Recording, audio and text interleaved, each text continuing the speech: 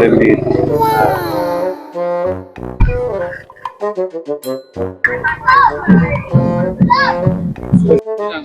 Dito po kami sa Rizal. Ililya Rizal.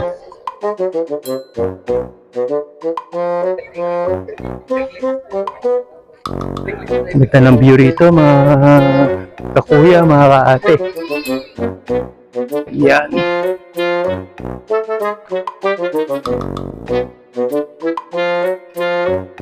Ano, kitang-kita yung baba, oh. Ganda ng view.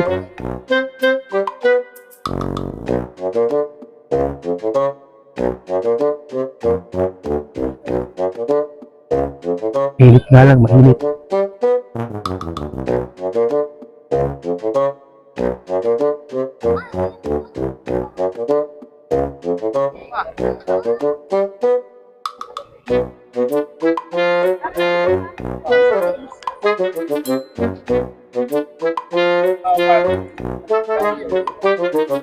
Yan po yung mga kasama namin. Ako din may bayad doon.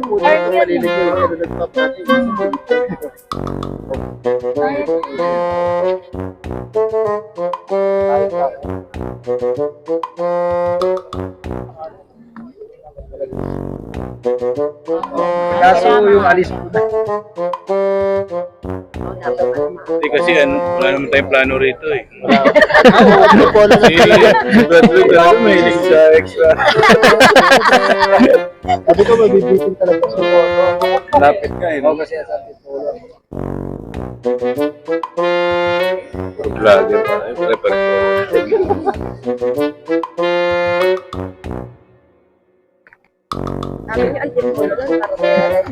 Gugulat sila. Oh, ba't namin sila?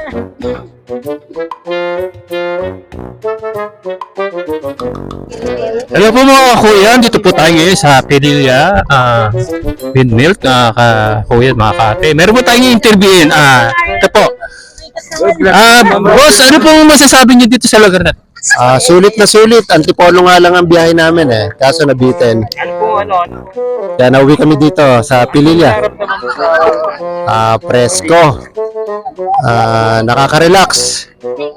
And masaya. So malapit lang to from Antipolo City. Mga 1 oras lang na chill ride. At eto na bumungad sa amin ng magandang windmill at magandang tanawin. Ito po yung isang natin interview si boss. Yan po, naiiya po siya. Ano mo masasabi niya? Maganda. Nakasyumangin. Galing China yung ventilador eh. Kayo po, matama. Ay, mahihayin po sila. Sige po, mga kakuya, mga kate. Hanggang dito na lang po. At kami mamamasyal muna. Mabilis na interview lang ate. Nakakamagkano kayo sa isang 700 po, 600, 800. Pero pag maulan, yun ang mahina.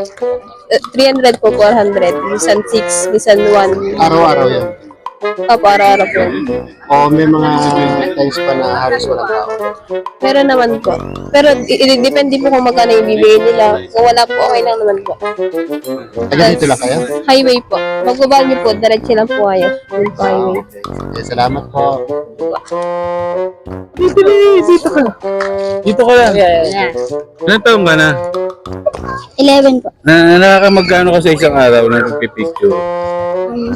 Nasa 1K rin. 1K? May tinakbo ka ng cellphone. Wala pa naman.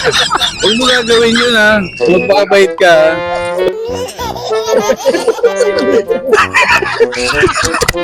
Joke lang.